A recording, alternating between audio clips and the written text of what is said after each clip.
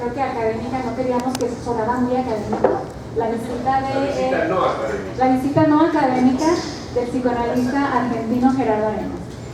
Para los estudiantes, en la entrada tenemos el código para escanear y registrar la asistencia para aquellos que requieran aquí a un ladito, a la hora de salida. De antemano agradecer a las autoridades del Jardín Botánico de Culiacán, a la coordinadora de servicios educativos Denise Trujillo y por supuesto a la arquitecta Bárbara Apodaca, directora de la Sociedad Botánica y Zoológica de Sinaloa. Le pasaré la palabra a Nacira Chávez para que ella cumplirá el día de hoy como moderadora de la mesa debate Adiós al principio del placer. Es una pregunta. Aquí la idea que tenemos es una conversación, es un debate precisamente. Aquí tenemos los comentaristas, pero la idea es una conversación. Si ustedes tienen alguna pregunta, es ir levantando la mano. Prácticamente voy a decir algo, a Gerardo no le gusta mucho la modalidad académica, así que aquí podemos brincarnos ciertas estructuras académicas. Entonces, te doy la palabra.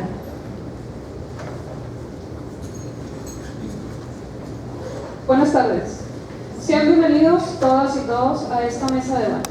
Agradecemos a las autoridades del Jardín Botánico por prestarnos amablemente este recinto tan hermoso.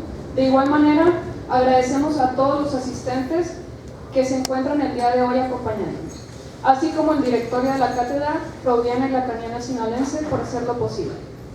Les presento a los miembros de la mesa, el doctor Carlos Varela, Daniel Lemus, Jaciel Nájera y la presencia especial del autor de las obras, el psicoanalista, el doctor Gerardo Arenas. El título de la mesa debate es Adiós al principio de placer, presentando la trilogía de los libros Retoquecitos, Freud sin principio de placer, Nuevos Retoquecitos, Lacan sin principio de placer y el sinsentido del síntoma. Al hablar de psicoanálisis es impensable hacerlo sin retomar a Sigmund Freud. Sin embargo, Freud no ha sido el universal, pero sí el gran cimiento. Y una de las cosas más importantes que su obra nos enseña es cuestionarnos todo. Retoquecitos surge en un momento histórico que hoy en día es un hito, la pandemia, que a pesar de todo lo malo que dejó, también pudimos encontrarnos y hacer lazos desde la virtualidad. Y ahí es cuando Gerardo Arenas nos invitó a realizar una relectura del principio de placer de Freud. Voy a decir unas semblanzas de los invitados, iniciando por Gerardo Arenas. Gerardo Arenas es doctor en física nuclear y escritor, y estudió cine. Es psicoanalista, miembro de la Escuela de la Orientación Lacaniana, Argentina y de la Asociación Mundial de Psicoanálisis. Autor de Estructura Lógica de la Interpretación, En busca de lo singular, La flecha de Eros, Los 11 unos del 19+1, Sobre la tumba de Freud, Pasos hacia una economía de los goces, Ombligos, una vía práctica para sentirse mejor, Retoquecitos, Nuevos Retoquecitos, La ética como brújula clínica y El sinsentido del síntoma, además de 2 libros de ficción. También ha compilado varios libros y traducido al español numerosas obras de Jacques Lacan, Jacques Alain Miller y otros. Su último libro, Psicoanálisis y Ciencia, El falso antagonismo. El doctor Carlos Varela, que muchos aquí presentes ya lo conocen, psicólogo, psicoanalista, miembro y fundador de la Cátedra Freudiana y Lacaniana Sinaloense, docente durante más de 30 años de la Facultad de Psicología de la UAS, líder del Cuerpo Académico Psicología y Gestión Educativa 2013 a 2021, fecha de su jubilación, autor de los libros Psicoanálisis, Educación y Locura, Una pasión por el saber, La normalización del mar, autor colaborador de la compilación Estudios sobre lo real en Lacan y Estudios sobre la fobia en Lacan. Daniel Lemus, a mi izquierda, licenciado en Psicología, 2 veces primer lugar nacional en el concurso de divulgación científica Leamos la ciencia para todos, por el Fondo de Cultura Económica en la categoría de ensayo. Diplomado en Creación Literaria por el Instituto Nacional de Bellas Artes. Diplomado en Terapia Narrativa. asistente en el taller Existencialismo en el siglo XX, por el Grupo de Estudios Filosóficos del Centro de México.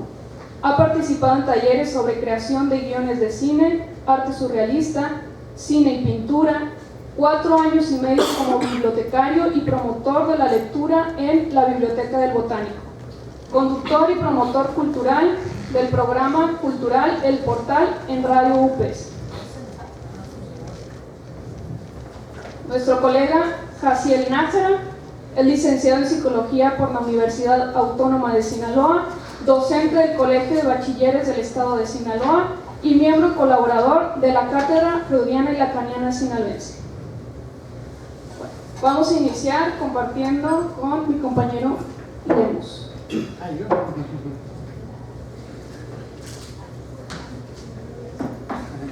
Pues buenas tardes, mi nombre es Daniel Lemus. Cuando la profe Verónica me invita a formar parte del panel, me dijo, pues ahí para que charles un poquito, va a estar Gerardo Arenas, me pasó acá el panel, ¿no?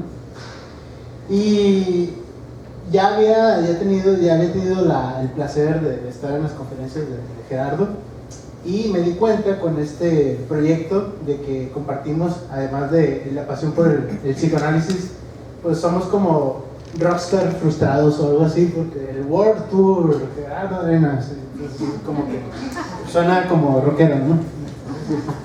Entonces dije, pues va, ¿no? Está chido el World Tour. Y fue como que, pues ahí, esta cuestión del rockstar, pues ahí está, ¿no? Y es bien interesante esta cuestión de mezclar el psicoanálisis y la literatura, porque cuando leí los libros de Gerardo Arenas, me topé con este concepto de retoquecitos, ¿no? de Lacan. Y retoquecitos es una forma de decir como actualizar, como decir una actualización, una idea de romper paradigmas, de romper dogmas, de romper pues, lo estructurado. Y cuando empiezo a leer retoquecitos es esto, ¿no? Romper una cuestión de lo ya estructurado, de romper esta idea del principio de placer, que puede sonar un poquito como loco, ¿no? Para los que conocemos un poquito de psicoanálisis, decir, pues quitar, erradicar, mover el principio de placer, pues es difícil, imposible, complejo, una locura. Pero pues yo creo que es un ejercicio bien interesante el hecho de cuestionar una idea, el hecho de cuestionar algo tan esencial como lo es el principio de placer, y decir, pues hay psicoanálisis sin esta idea. Y pues vamos leyendo y conociendo más estos textos, me doy cuenta de que hay una necesidad por criticar lo ya establecido, ¿no? De decir, a ver, está esto aquí, y trascender las barreras, ¿no? Porque a veces nos quedamos un poquito, y más en la actualidad, con lo ya dicho, con lo que se nos dice, con lo que se nos presenta de cierta manera. Y yo creo que es una invitación a pensar, ¿no? A decir, pues quizás no es tan así, quizás es más de esta otra manera, quizás es una forma de actualizar más allá de un paradigma, pues actualizar también una forma de concebir el mundo, ¿no? Y es bien interesante porque también el psicoanálisis, tanto la literatura como el psicoanálisis, lo que hacen es espejearnos, ¿no? Espejearnos de alguna manera y entrar en esta cuestión del análisis y decir, a ver, cuando leo esto me dice a mí, me está hablando a mí, esto me toca a mí de alguna manera. Y a veces cuando leemos una novela, un cuento, la poesía, es como que lo disfrutamos de alguna manera un tanto estética, pero también hay como elementos inconscientes que están ahí y los disfrutamos de forma inconsciente también, ¿no? Y a veces es como me está pasando esto como este personaje, o me está pasando esto como este poema, o me está pasando esto como le está pasando esto al personaje de alguna serie, de alguna película, ¿no? Ya yendo más allá de los libros como literatura. Y cuestionar, ¿no? O sea, el hecho de darnos retoquecitos, y también aquí en los libros pues, también se menciona que en la cuestión del análisis, ir a hacer un análisis es también darse retoquecitos, ¿no? Ir a la sesión, platicar, ver qué está pasando por mi mente, ver qué está pasando en mi vida, y es eso, ¿no? Como una autoactualización, pero el término retoquecitos está ahí como que muy tropical, ¿no? Retoquecitos. Me gusta, ¿no? Y es esto, ¿no? O sea, no solamente ir a analizarse, no solamente leer, sino la cuestión de hacer, ¿no? Que también los libros, la literatura, el análisis, todo nos lleva a esto, ¿no? A hacer cosas, no solamente quedarnos con es que así soy, es que esto es así, es que soy esto, cuadrarme de cierta manera, ¿no? Porque creo que en la actualidad se da mucho esto de, es que me miré en internet y soy esto, o tengo este trastorno y ya no me muevo de ahí, me comporto de esta manera, ¿no?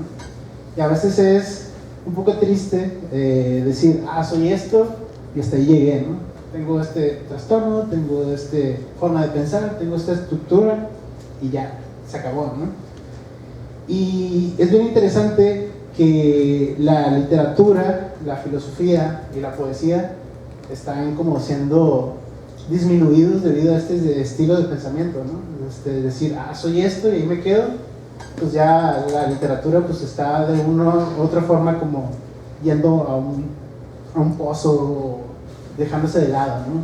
Ni hablar de la poesía, ni hablar de la escritura de guiones de cine, porque ya el cine pues también pues tiene su lado comercial, pero los guiones de cine así duros pues requieren de mucho pensamiento, ¿no?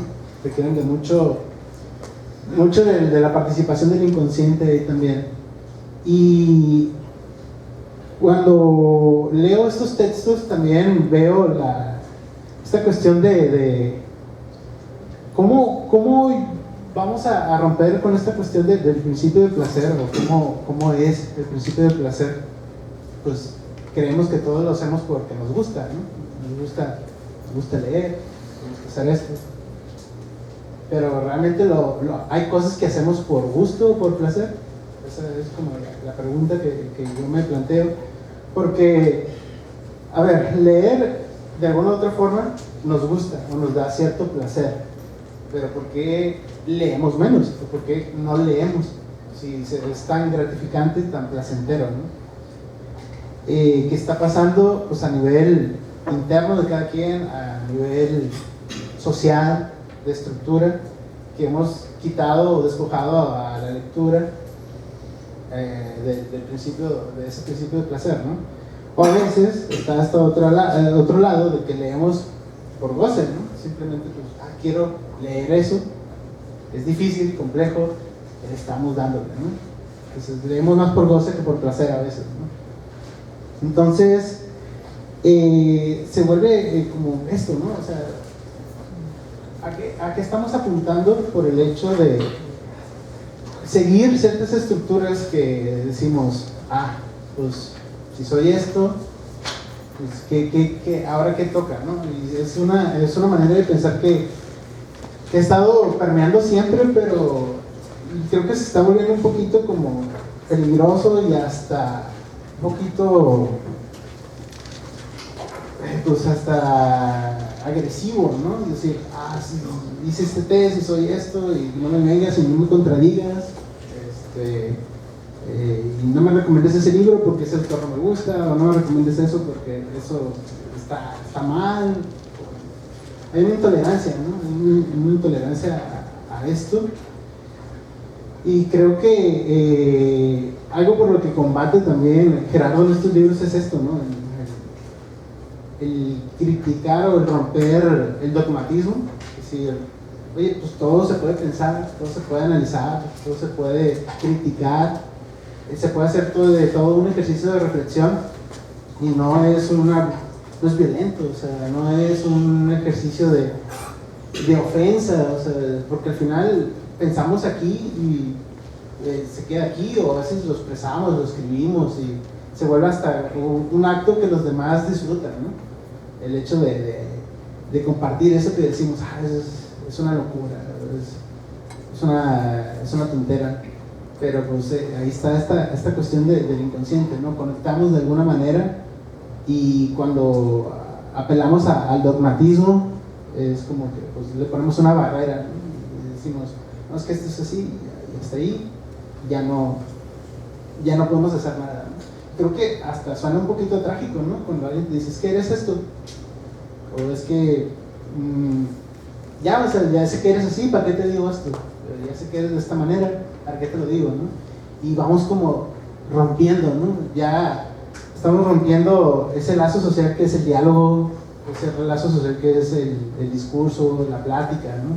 Es como que, platícame lo que ya sé, o platícame lo que ya todo el mundo sabe, pues. Entonces es como, ¿y dónde están los temas nuevos? Pues ¿dónde está esa cosa fresca, esa cosa diferente, esa cosa que me mueva también, ¿no? Entonces, y lo hemos estado viviendo de alguna forma porque hay como que disciplinas que de algún otro modo están como ahí queriendo desaparecer, ¿no? Como que nadie le encuentra el gusto o el funcionamiento de la filosofía. ¿Por qué? Porque pues, es pensar es de viejos, ¿no? Pensar es para la gente mayor que ya no puede mover el cuerpo. O sea, ¿cómo pensamos este hecho de pensar, pues, o de criticar, o de reflexionar? Y viene ahí una castración a lo que puede ser un proceso de cura, ¿no? O sea, en la diferencia, en el desplazarse, en el moverse a otro lado, pues está ahí la cuestión de la cura, ¿no? El moverse a otro lado, el mover mi subjetividad a otro punto, al hecho de no quedarme donde mismo. Y para eso, pues los libros ayudan un montón. O sea, cualquier libro, aunque sea uno chiquito que te dan de panfleto en la calle o algo, lo lees y eso es nuevo. ¿Cómo lo pienso? ¿Cómo lo muevo ahora? ¿Qué hago con eso? Y viene esta idea de cómo le hacemos para movernos, ¿no? Porque es que hago esto y siempre tengo el mismo resultado. Siempre leo lo mismo, veo lo mismo, llego a la casa, veo la misma serie, no leo libros nuevos porque ya sé, ya me lo sé al derecho y al revés. Pero ¿por qué elegimos quedarnos ahí? ¿Cuál es la razón por la que elegimos quedarnos en eso familiar, en eso conocido, en eso ya de alguna u otra manera tan sistematizado, ¿no? Porque quizás ya lo sé, y así es, y no me muevo, y esto, ¿no? Y creo que por ahí va esta cuestión del goce, ¿no? Si tuviéramos que mover el principio del placer, yo creo que se está moviendo hacia esta parte, ¿no? Esta cuestión del goce, esta parte de lo incómodo pero habitual, de lo que aquí me quedo porque estoy a gusto, aunque me duela, aunque me lastime, aunque me desgarre de alguna manera, pues ya es conocido, ya es habitual, estoy aquí, ¿no? Pero la cosa, yo creo que la gran pregunta aquí es ¿cómo nos movemos? Pues? O sea, ¿cómo nos largamos de esa situación en la que sí estamos gozando y disfrutamos, pero queremos algo más? Pues? Y yo creo que lo interesante está en eso, ¿no? En esa pregunta, en esa, no solo preguntarse, sino en vincular el pensamiento con el hacer, ¿no? Un poquito esta cuestión del existencialismo de Kierkegaard, de que es estética y ética, y también espiritualidad, pero no solamente es estética, pues hay una ética detrás que está ahí moviendo, que nos está ahí trasladando, ¿no? Nos quedamos en la estética de Instagram, en las fotos, en la imagen, o nos quedamos con la ética de política, o religiones, o sea, en qué ética nos posicionamos, ¿no? Entonces yo creo que también esto es el estilo, ¿no? El cómo vinculamos nuestra ética haciendo, porque la ética no es una cuestión de hay que portarse bien, hay que hacer lo que nos dicen los de afuera, pues la ética es una cuestión que duele también, una cuestión que es hacer y fracasar y volver a hacer y esto, ¿no? Pero hay que moverse, pues hay que romper esos dogmas, esas estructuras y decir, va, hoy me voy a ir por otro camino, hoy me voy a poner otra ropa, pero no necesariamente quedarse ahí, pues, sino que eso se traslade a algo más complicado como, va, ahora voy a leer esto, ahora voy a decirle a esa persona algo que quiero y nunca me he animado, y ahora voy a socializar más con estas otras personas que quizás no me caigan tan bien, pero vamos a ver qué hacemos, ¿no? Voy a leer este nuevo libro, voy a leer este nuevo autor que me topé de alguna manera, pero a ver qué tal, ¿no? O sea, salimos un poquito de eso, de lo que ya he conocido, de lo que ya he visto, y ya llegó el temido papelito. Entonces, nada más para cerrar, ¿no? Quisiera como comentarles una anécdota así rápida. Estaba platicando hace unos días con una amiga y la quiero mucho, pero fue una situación que incómoda, bueno, como frustrante, porque me dice, ay, tengo que redactar algo, pero no sé, o sea, quedó, pero no me convenció. Le digo, pues, a ver, pues, piénsale un poquito, le digo, o sea, ahí filosofa o algo, o sea, no tiene una vida extraña o algo. Y me dijo algo que me sorprendió, me dice, no, dice, tendría que pensar como viejo para poder hacerlo. Y le digo, ¿cómo? Sí, o sea, ¿por qué pensar si ya lo tengo? Y, o sea, pensar como viejito, pues no me lleva a nada, dice, o sea, ya está hecho, ya. Y yo me quedé. Entonces, a ver, digo, pensar no es una cuestión principalmente de hombres ni de viejos, es una cuestión que está ahí, o sea, pensar está inherente a tu capacidad. Y me dice al final, no, pues ya está, así lo voy a dejar. Y al final dice, pues es que eso no lo voy a hacer, no voy a pensar, no me voy a complicar, porque al final soy joven y bella. Entonces, va, ¿no? ¿Por qué? Pues me quedé, bueno, voy a Culiacán, me quedé, bueno. Entonces, pues sería todo, muchas gracias.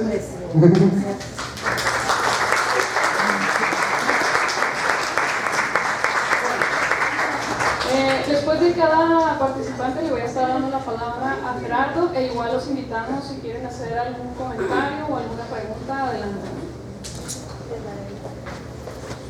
Una sola cosa para aclarar, que escuché tantas veces en boca de Daniel el verbo romper, que temo que se imaginen que soy una especie de Terminator. No me embarqué en la escritura de estos 3 libros que hoy estamos conversando con ánimo de romper nada.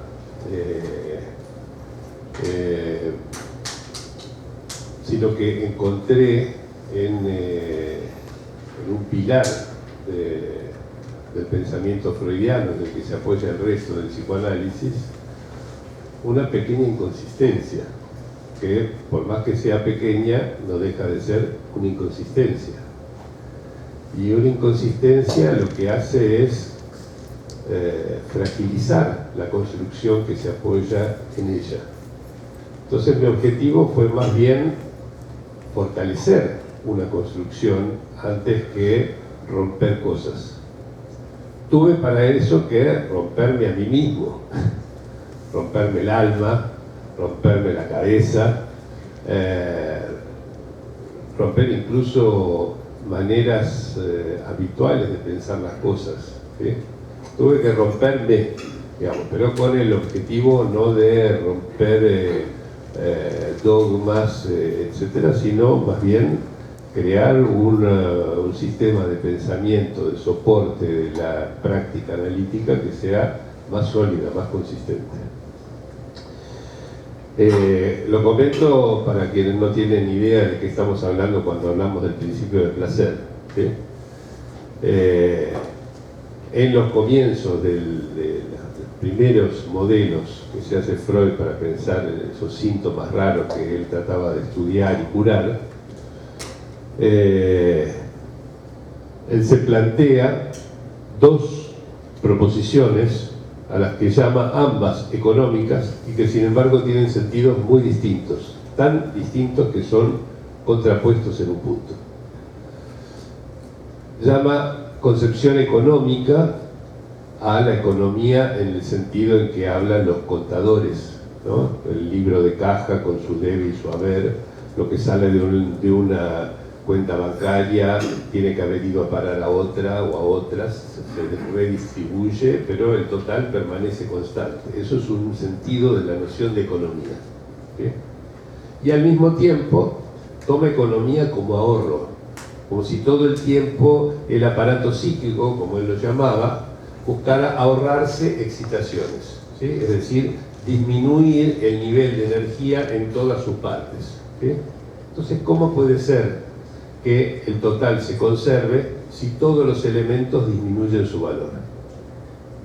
No hay manera. Si hay una conservación del total, cuando en un lado disminuya, en otro lado tiene que aumentar para que el total permanezca constante. No puede ser que todo vaya a menos. De esas dos cosas habría que elegir. La primera, la de la redistribución con suma constante, ha tenido una larga serie de reformulaciones, aplicaciones, incluso después de Freud, de Lacan y en la actualidad, ¿sí? Mientras que la otra, la de la tendencia a reducir todas las excitaciones, etc., es lo que Freud llamaba el principio del placer. Pensaba que era placentero sacarse de encima una excitación, ¿sí? Liberársela rápida, ¿sí?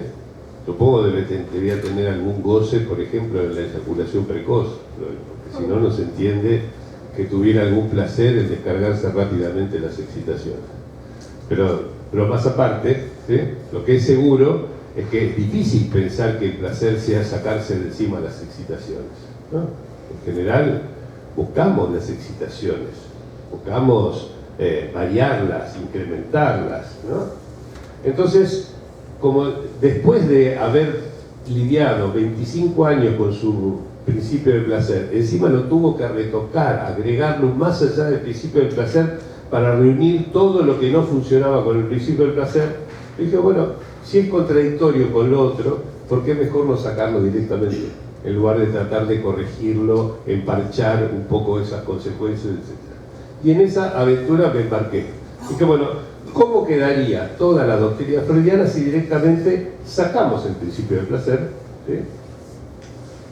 Presuponía que iba a quedar una doctrina más sólida y creo haberlo constatado a lo largo del trabajo. Entonces hice durante un año, estuve investigando eso en Freud, después viendo las consecuencias, eso terminó compactado en un libro que se llama Retoquecitos, después un año más para ver las consecuencias en la enseñanza de Lacan, ¿sí? El principal continuador de Freud y del psicoanálisis.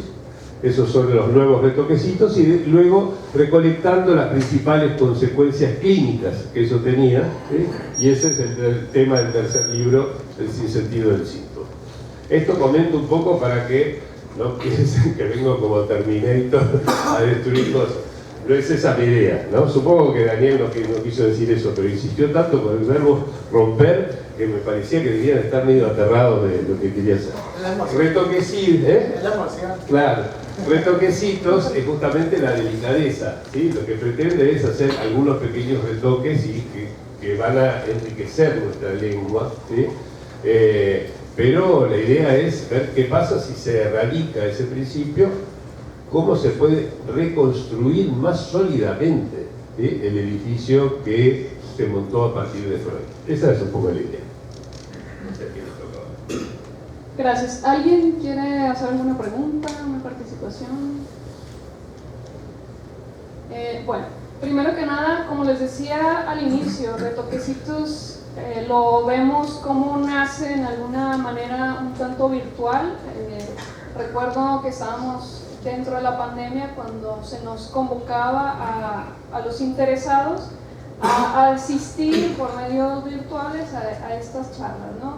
De hecho, lo pueden encontrar no solamente en los libros, sino sigue estando en YouTube, ¿verdad? Sigue estando en el espacio inédito, si mal no recuerdo.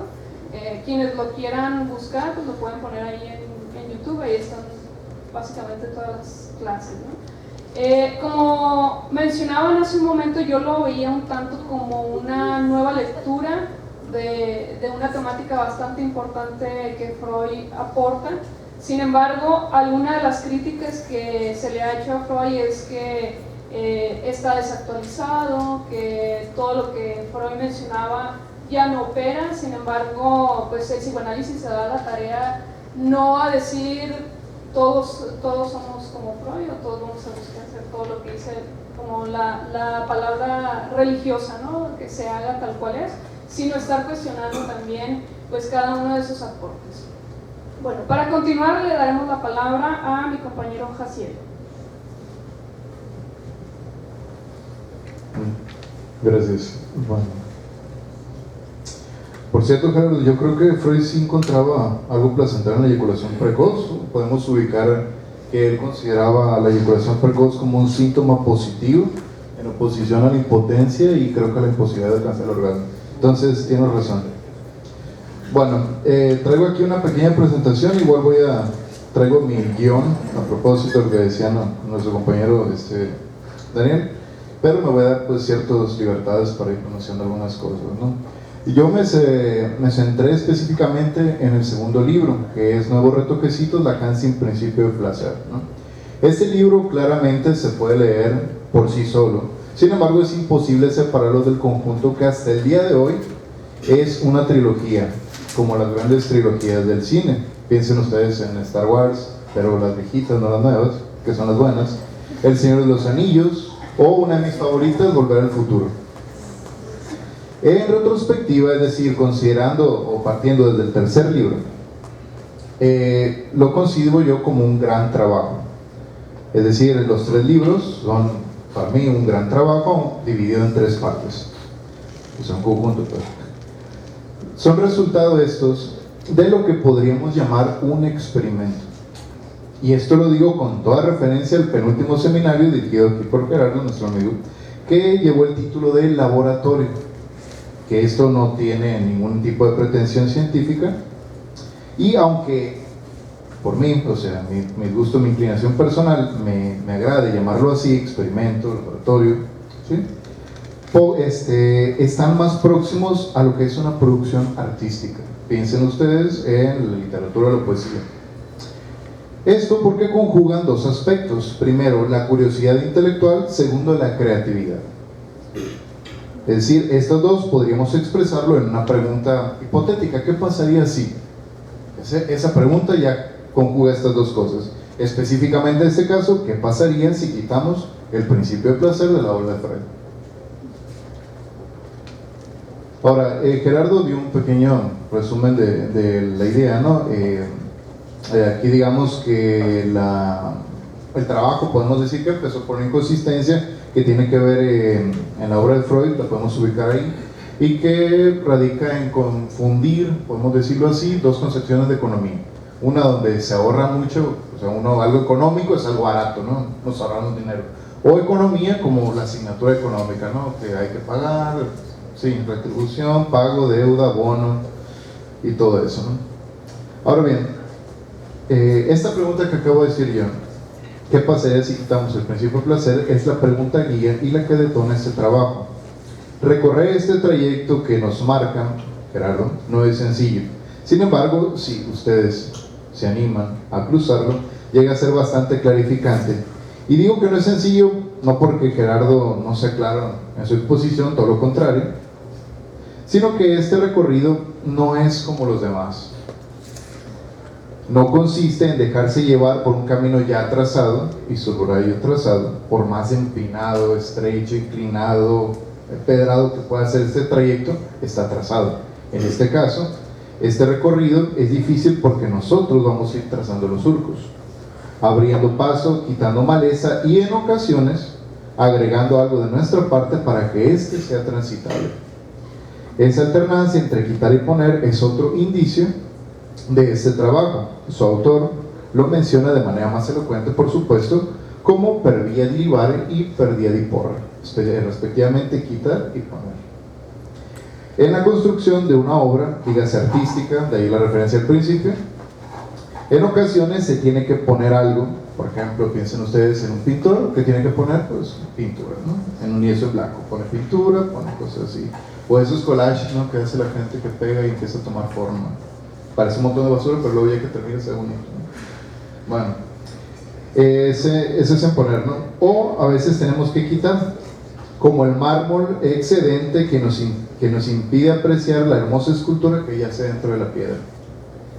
Esto lo digo no sin cierto aire de ironía, porque creo que si la escultura ya estaba ahí, en esa analogía de que el artista quita el mármol, la figura ya estaba dentro de esta bonita escultura, ya estaba ahí, nomás yo quito el excedente. Eso, si es verdad, o sea, si es cierto que la figura estaba ahí en la piedra, eso se debe al deseo del artista. Así pues, lo que hace que esta obra, o sea, estos 3 libros que hoy comentamos, existan y tomen forma, se debe al deseo de su autor. Pasando al texto en cuestión, puesto que mi intención no es spoilear, como suele decir la chaviza ahora, ¿sí?, el libro en cuestión, sino más bien incitar su lectura, comentar algunos aspectos que me parecen interesantes. Siendo esta la segunda parte, Gerardo no se detiene en explicar el objetivo del mismo, ¿sí?, que era ir erradicando el principio de placer en la obra de Freud. Sí, aquí deja claro que esta es una continuación del anterior. A su vez no consiste en debatir toda la teoría de Lacan, que Gerardo considera innecesario, sino remitirse a las consecuencias de quitar el principio de placer, ¿sí?, en la obra de Lacan. Ahora bien, discutir un autor y debatir de manera crítica lo que éste postula no es sinónimo de estar en contra o en desacuerdo o tener algún tipo de animadversión con el autor, sino todo lo contrario. Tomarlo en serio es ser crítico, y eso da consistencia a su discurso. Por lo tanto, ser estricto con Lacan es ser estrictamente lacaniano. Primer punto que quiero comentar, entre las primeras cosas que encontramos es precisamente de la variedad de impases heredados de Freud. Es decir, todos los impases del principio de placer se debe entender que, pues, viene arrastrándose desde la obra de Freud, ¿no? En más de una ocasión, Lacan trata de sostenerlos o tratar de quitarlos, y para tratar de sostenerlos recurre a una estrategia que Gerardo compara de manera muy interesante, de manera análoga también a los epiciclos que tenía que hacer Ptolomeo para defender las ideas de las órbitas circulares. Entonces, la idea circular, de que el círculo es una figura perfecta, todos los planetas tienen que girar en forma circular, pero cuando no dan las cuentas, sabes que había círculos dentro de los círculos, dentro de los círculos, dentro de los círculos. ¿Vale? Por eso la idea del principio de placer ya sería, digamos, que concebir un círculo, y el más allá sería un epiciclo, ¿no? Lacan en este caso, menciona Gerardo, hace varios epiciclos. Segundo, el tobogán biológico, así llama Gerardo a esta idea que hasta cierto punto es delirante, citando a Lacan, de una biología que a la que recurre Freud, que es ficticia, para explicar precisamente el principio de placer. La idea, eso lo pueden ustedes leer más allá del principio de placer, cuando habla, por ejemplo, de que la vida es solo un error que la muerte trata de superar y cosas de ese tipo, ¿no? Dice el tobogán biológico que relega la palabra y el lenguaje a un plano cada vez más irrelevante, que más de una vez se expandió para engullir algunas elaboraciones de Lacan. Es decir, en algunas ocasiones, cuando Lacan sostenía o no esta idea, digamos, un poco delirante, o directamente el principio de placer, la pulsión de muerte que está en más allá, a veces dice Gerardo, se deja ir por ese tobogán, ¿no? Otro punto, la idea del conflicto. Si erradicamos el principio de placer, la idea del conflicto queda, pues, innecesaria, ¿no? Nos dice que concebir dos mociones pulsionales en conflicto suena atractivo porque nosotros vivimos conflictuados. Si yo todo el tiempo tengo conflictos, claro que en el aparato psíquico debe de haberlos, ¿no?, entre dos mociones que están peleándose, etcétera, ¿no? Dice, si quitamos el principio de placer, toda dinámica de conflicto es innecesaria, y con ello la noción de censura y represión. Al no abandonar este principio, Lacan se ve obligado a añadir más epiciclos, que era esta pequeña maroma que decía, ¿no? Por ejemplo, definir la represión como exclusión lógica, leer la censura como una forma de burlar la represión, o postular la represión del goce, entre algunas otras, ¿no? Otro punto interesante atañe al hecho de dormir. Ya de hecho Freud se quejaba de que cuando decían, sí, el sueño es un cumplimiento del deseo. Dice Freud, sí, pero no se queda en eso, ¿no? Ya Freud se quejaba de esa cristalización del lenguaje, que es uno de los objetivos que Gerardo trata de, aquí sí vamos a decir, romper un cristal, por la cristalización del lenguaje que nosotros podemos ver todo el tiempo. Si ustedes leen algún texto lacaniano, texto, es muy común encontrar algunas, tiene un nombre que no recuerdo ahorita, que es cuando queda una palabra, no es eslogan, es otra, pero que ya queda así como palabra, ¿no? Ya he dicho, sí, todo el mundo se la sabe, y podríamos mencionar algunos, probablemente se la saben. Amar es de lo que no se tiene alguien que no es, no hay otro del otro. Sean ustedes lacanianos, yo soy freudiano, el deseo del deseo insatisfecho, de nuestra posición de sujeto somos siempre responsables, hagan como yo, no me imiten, y hay un montón de frases que quedan así como, sí, pues Lacan dijo que el amor es lo que no se tiene, y ya se entiende que se dijo algo con eso, ¿no? No hay relación sexual. No hay relación sexual, me falta decir, claro que sí, no hay relación sexual. Otra, que son así como, no es que sean incorrectas, sino que son como cosas que ya quedan cristalizadas, nadie se pregunta nada, dicen sí, claro, eso es cierto, Lacan dijo no hay relación sexual, y pues bueno. Entonces, en el caso del dormir, dice, sin el principio de placer no habría un deseo de seguir durmiendo, porque en teoría dormir pues es bajar todas las excitaciones a un nivel mínimo, entonces como ya no hay excitación, no hay necesidad, uno se puede dormir. Gerardo dice, bueno, eso no explica por qué un homeless se duerme en pleno rayazo del sol sin haber comido 3 días antes y únicamente haber tomado alcohol etílico y haber respirado resistol 2 días, ¿no? Entonces, así con esas carencias, esta persona está muy a gusto y hay una marcha porque ganó, no sé, Morena, o hay una marcha a un lado de gente ahí, una marea rosa, y el homeless no se va a despertar, prácticamente duerme. Sí, pues es cierto lo que dice Freud, de que al mínima excitación el aparato psíquico tendría que descargar, el sueño no se podría completar en esos términos, ¿no? Y nos dice que sin el principio de placer no habría un deseo de seguir durmiendo para anular cualquier tipo de excitación, sino un deseo de gozar. Ese es otro concepto que agrega Gerardo, ¿no? Pérdida de forma. Es decir, es porque soñamos que no deseamos despertar. Es decir, el sueño es también una prolongación del goce. Es decir, nosotros tenemos un sueño plácido, un sueño, una pesadilla, sí, más que bien no son cumplimiento del deseo, sino más bien seguir gozando mientras estamos durmiendo. Es decir, tener una especie como de satisfacción, que no es exactamente eso, pero creo que se entiende, ¿no? La idea del objeto, el objeto en psicoanálisis, otra consecuencia fue vaciar de sustancia el objeto y convertirlo en una constelación de indicios que, y aquí entra otra vez por vía de Porre, la réplica indicial da consistencia.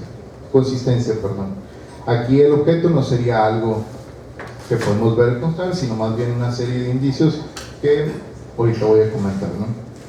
La réplica indicial, ya lo mencioné 2 veces, lo comento aquí en el siguiente punto. Así se le llama a esta neoformación que está en la base de un deseo de gozar, no causado por falta alguna y que constituye el germen de los objetos que lo imaginario constela. Es decir, la función imaginaria constela un objeto, vamos a decir imaginario, a partir de ciertos indicios, y eso es lo que pescamos nosotros.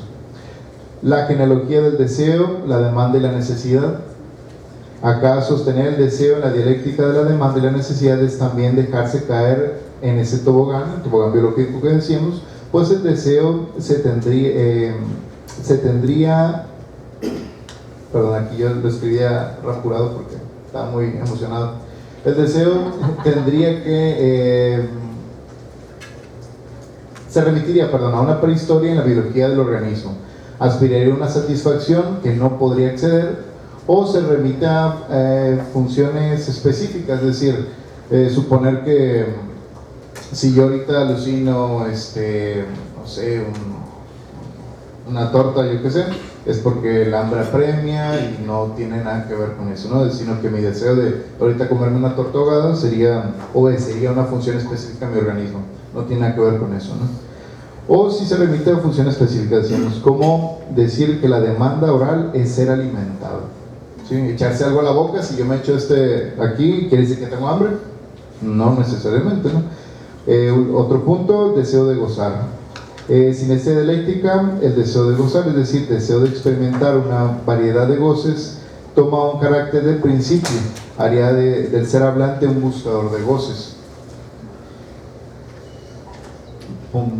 Siguiente punto, finalmente, lo tengo así como para rematar esto, dice finalmente la influencia de la réplica indicial, así como la importancia de las funciones simbólicas e imaginarias para pensar el síntoma. Y esto lo dejé al final porque precisamente es el paso siguiente que da Gerardo en el libro que lleva por título El sinsentido del síntoma. Ahí es donde ustedes, si se remiten a leerlo, van a encontrar precisamente la cuestión del objeto, la réplica indicial, las funciones imaginarias simbólicas, como pensar el síntoma por fuera del inconsciente, y varias elaboraciones muy interesantes que digo que más que interesantes son clarificantes, ¿no? Ayudan a pensar algo. Y para concluir, porque si yo digo que este es un recorrido que consiste en ir trazando surcos y si se puede pues quitar o poner, creo yo entender que esa fue la idea de Gerardo. Yo también quise intentar hacer un surco y considerando lo planteado, esta sería una pregunta para Gerardo, en este libro, en el segundo, sobre todo en la cuestión del deseo de gozar, concebir el ser hablante como un buscador de goces y la concepción del objeto como una constelación de indicios y carente de sustancia, me surge la pregunta de qué consecuencias tendría este trabajo, o sea, estoy hablando de los 3 libros, ¿no? Este gran trabajo, para pensar la perversión según la había elaborado Lacan, específicamente en las elaboraciones lógicas que tiene Lacan sobre el objeto, el sujeto y todo eso, ¿no? Esa es mi pregunta para Lacan. Creo yo que, no sé si no estaba de manera explícita, yo creo que lo vi en algunos 2 o 3 puntos ahí, lo intuí, o igualmente no lo imaginé, pero es mi pregunta para Gerardo. Muchas gracias.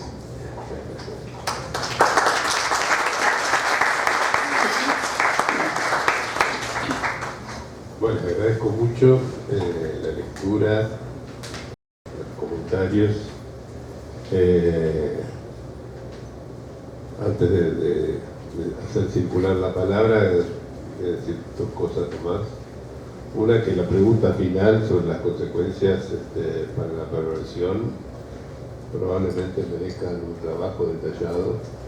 No he tenido tiempo ni de pensarlo, realmente, en estos 3 años.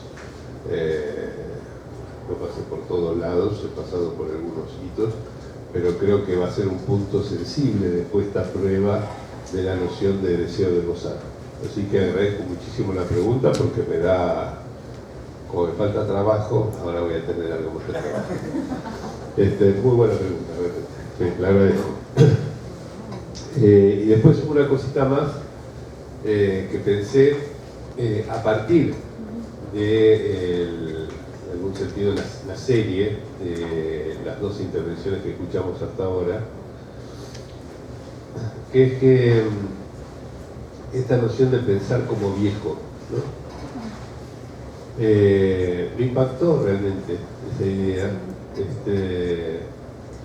porque me pareció que era una muchacha, ¿no?, que dijo eso, que la muchacha estaba pensando como viejo, es decir, no tenía nada de ese espíritu crítico, revolucionario, irreverente, iconoclasta que supuestamente debería habitar a los jóvenes, ¿no? Esa pasión creativa, subversiva, criticona, constructiva, etc. Falta ahí una pobreza realmente, ¿no? Y creo yo que eso tal vez esté en la base de por qué tan fácilmente se cae en posiciones religiosas, de creerse todo lo que se dice, de leer sin el menor espíritu crítico, de pensar que todo saber ya está construido y que además es verdadero. De ahí a ser influenciable fácilmente por fake news, redes sociales y cosas por el estilo, no es más que un paso. Y eso significa que si los jóvenes ya piensan como viejos, es decir, sin ese afán vivificante que tiene la crítica y el debate, entonces posiblemente se conviertan en una manada de títeres. Por el contrario, la idea del espíritu que recorre el trabajo de estos años, más allá de esta trilogía, ¿no?, es debatir, discutir con argumentos, ¿sí? No porque sí, no por afán de buscar lo nuevo, sino por afán de construir algo más sólido, ¿sí? Si hay algo que no soporta la crítica, hay que mejorarlo, ¿sí?, para que la próxima crítica sea un poco más débil, ¿sí?, al atacar ese sistema de pensamiento. Hay que mejorarlo. Entonces, yo he recibido muchísimas críticas en estos años, sobre todo críticas de índole personal, ¿sí?, que apuntaban a cierta infatuación de mi parte de cómo me permitía yo criticar a Freud o a Lacan o quien sea. No dejo a nadie sin criticar, ¿sí?, pero no es criticar porque sí, sino que encuentro en la vía de la argumentación algo que no me parece correcto, contraargumento, ¿sí?, y en ese no necesito creerme superior a nadie o creerme un par de no sé quién para eso. Es una argumentación. Y en este sentido creo que pienso como joven. Muy bien, muchas gracias. ¿Alguien quiere hacer alguna pregunta, algún comentario? ¿Que haya leído el libro? ¿Y alguien que no lo haya leído? ¿No? Bueno, vamos a pasar con el doctor Carlos Varela. Muy bien. Imagínense a Freud sin su principio del placer. Es un anatema. ¿Qué sería del psicoanálisis sin esta columna que le ha dado soporte durante décadas? Esto es precisamente el atrevimiento de Gerardo Arenas. Parafraseándolo, nos invita a ser psicoanalistas en los hechos. Que el psicoanálisis no sea lengua muerta. Por eso hay que debatir y reactualizar sus propios conceptos. En Retoquecitos se interpela la obra de Freud, su principio de placer y su más allá.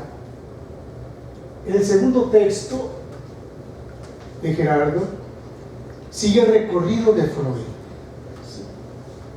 de los seminarios de Lacan, donde interroga las consecuencias de erradicar dicho principio, interpelando, discutiendo, debatiendo su incidencia en la clínica y en la teoría, en su epistema. Su tercer libro reformula el síntoma y abre pasos a nuevas perspectivas, a nuevas interrogantes, nuevos debates. Freud sin principio de placer es de entrada, así lo miro, una subversión. Gerardo es muy cuidadoso al abordar el tema de un Freud sin principio de placer, porque no deja de volverse este concepto una suerte de dogma, de creencia, de fe que muchos profesan, y que removerlo, así nos dice el autor, es decir, dar un retoquecito. Los incautos, los creyentes, se malhumoran, como bien lo dice Gerardo, ha recibido muchas críticas personales. Surge pues en estos jóvenes psicoanalistas, sus creencias, y contra las creencias no podemos hacer nada, como dijera Einstein. Solamente se lo dejamos al tiempo. Sabemos que las creencias forman prejuicios y estos se condimentan con lo que los psicólogos llaman su personalidad. La formulación freudiana del principio del placer es desacertado, menciona Gerardo. Este principio tiene el carácter de un verdadero postulado, doctrina, y en calidad de tal no cabe considerarlo erróneo. Es el prolegómenos que hace Gerardo para desarticularlo. Ningún postulado lo es. Explorar las consecuencias de erradicar el principio del placer, en vez de conservarlo, modificado mediante el agregado de un más allá del principio del placer, como lo hizo Freud. Y esas consecuencias, por lo menos, generan cierta desconfianza y animadversión. Incluso algunos corren con su Biblia en la mano, apostatando contra el autor. Para hacer este trabajo de descentramiento, Gerardo no lo hace en oscurito, sino que invita al debate, a la opinión ilustrada, convocando a su seminario cada 15 días los jueves, ¿sí? Donde a la luz del día, no en oscurito, remueve su edificio psicoanalítico. Para ello utiliza la más simple y desapasionada clave lógica frente a la creencia repetitiva que desgasta los conceptos, transmutándolos como el flojisto a una burda creencia.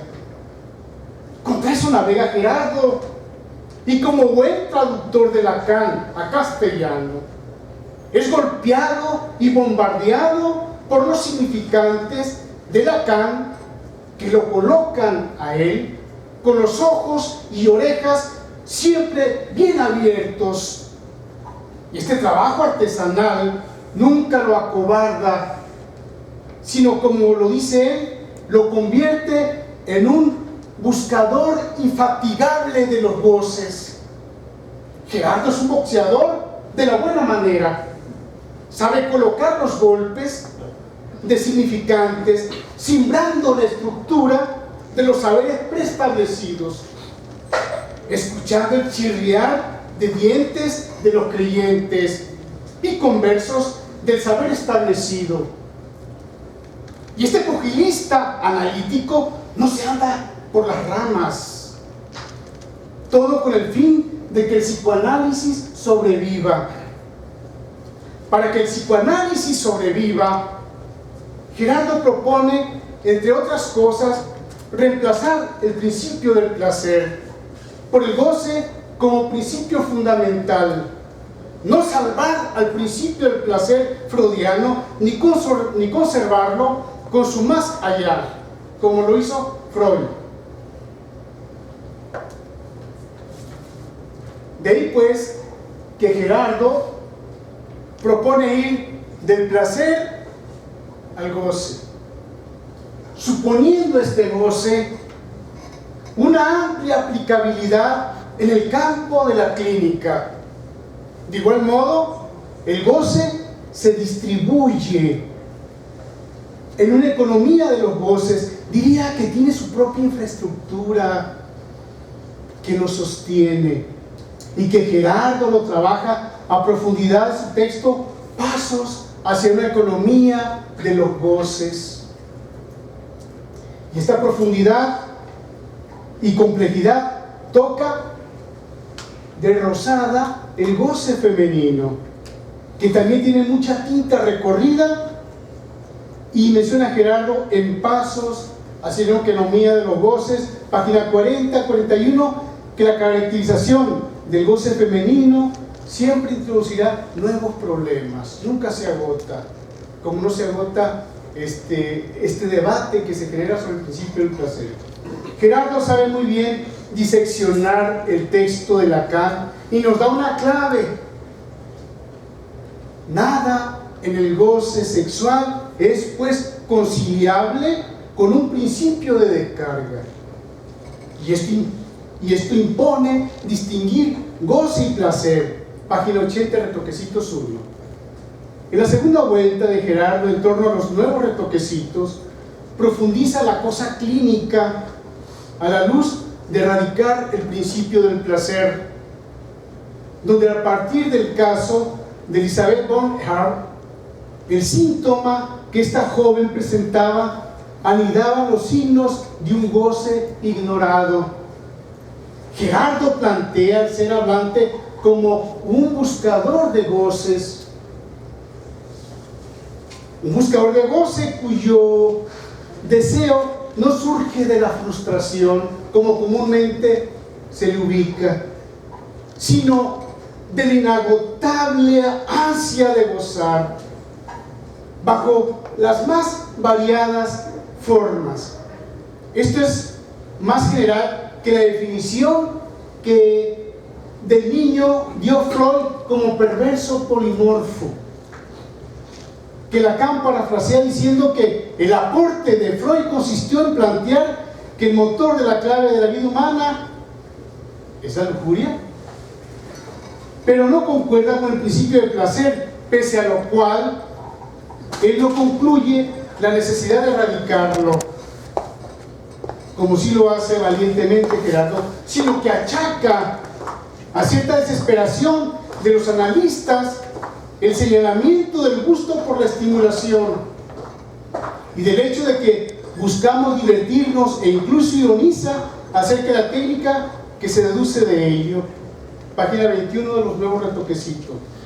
Frente al malestar imposible de deshacer de los sujetos, Lacan no hace más que dibujar nudos e interpolar mínimos comentarios sobre los detalles de su topología,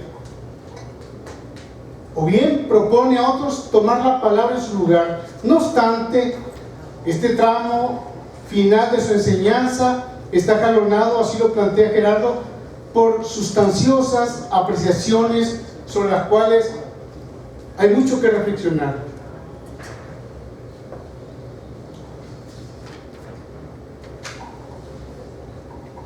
Por ejemplo, iguala el inconsciente a la hipótesis de que siempre soñamos aún despiertos, como lo decía Cassiel. En efecto, el deseo fundamental es, si descartamos el principio del placer que intenta descartar Gerardo, aparece el deseo de gozar y nada obliga a que el goce esté atrapada en las redes del saber. Con todo esto, Gerardo va construyendo y nos enseña a desembarazarnos del principio del placer. Veo tal suerte que va partiendo las aguas como en un tiempo el buen Moisés partió el río en dos, y lo que vemos hacia adelante es un nuevo recorrido, un nuevo retoquecito.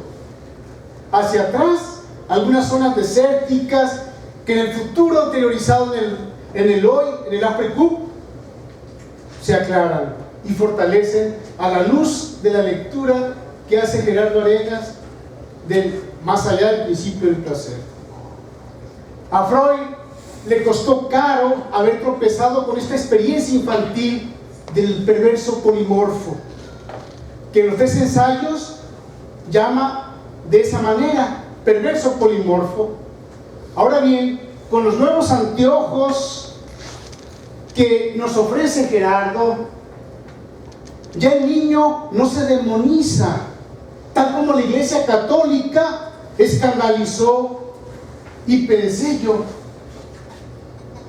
cuando la Iglesia sepa que Gerardo asestó otro golpe narcisista al hablar de un Adán pintado por Durero, Tiziano y Miguel Ángel sin ombligo en su libro Ombligo, oh my God, es para ser crucificado. Del trabajo de Gerardo me llama la atención la categoría deseo de gozar. Gerardo lo ubica a partir de Freud como alucinación primaria, alucinación desiderativa. No lo trabaja él, yo me fui a buscar ahí, me gusta fisgonear. Freud también menciona la alucinación desiderativa como un primer acto psíquico. Gerardo hace una acotación donde Lacan critica la afirmación de Freud, según la cual es la alucinación búsqueda de satisfacción. Para salir de este pequeño embrollo y salvar esta discrepancia, invoca una insólita satisfacción que es lo contrario a una satisfacción y que no se sitúa en lo real, sino que es la fuente del fantasma.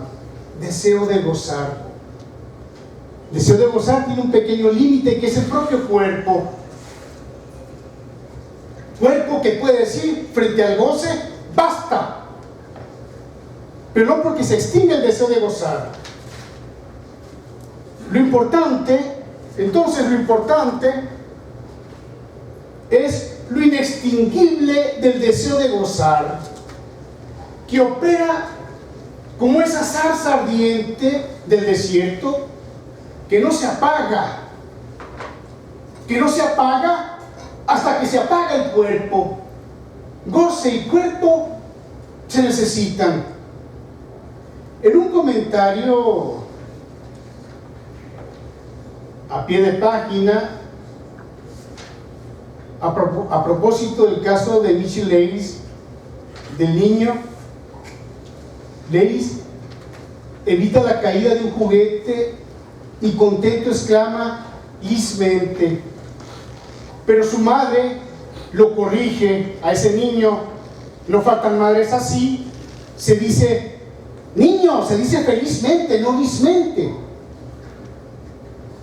Para Leiris, ese pequeño niño, tal es la causa de una melancolía eterna. Así lo ubica Gerardo. Y Miller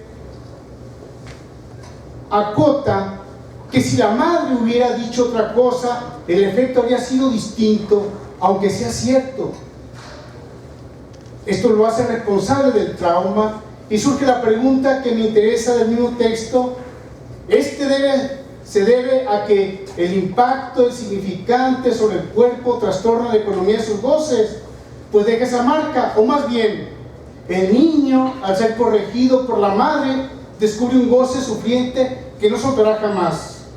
Y para ir terminando, otro elemento fundamental que encontrarán ustedes y que Gerardo, como el buen Sherlock Holmes, sabe bien trabajar en su texto, el sinsentido del síntoma, es la huella indiciaria que viene trabajando en Retoquecitos. Cuando Gerardo empieza el seminario, se quiebra la cabeza porque no haya cómo plantear esa matriz de donde partirá el goce. Y Gerardo toma la posta y agarra huella indiciaria, que él, dando un retoquecito, lo nombra como réplica indicial, que se utiliza en los procesos de investigación bajo el modo cualitativo, donde se cuela el psicoanálisis en ambientes académicos para sacar tesis que estuvimos sacando durante 30 años que estuve yo trabajando en la universidad antes de jubilarme.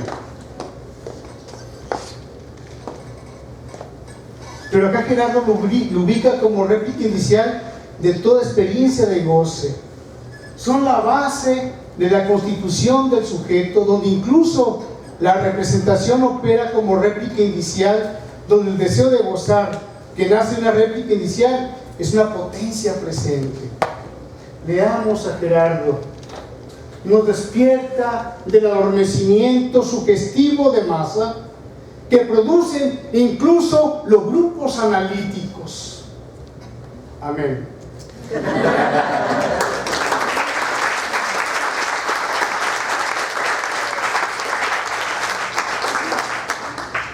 Yo creo que anexaremos a la semblanza de Gerardo, que es boxeador, Moisés y Sherlock Holmes.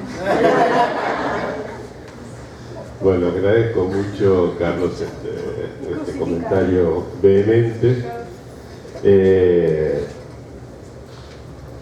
Y me da pie, creo que en algún sentido, la convergencia de las tres exposiciones que hicieron, como para ponerle un acento en una experiencia mínima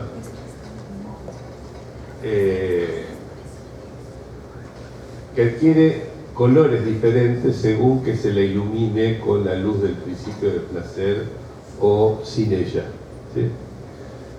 Que es lo que Freud llamaba la vivencia de satisfacción.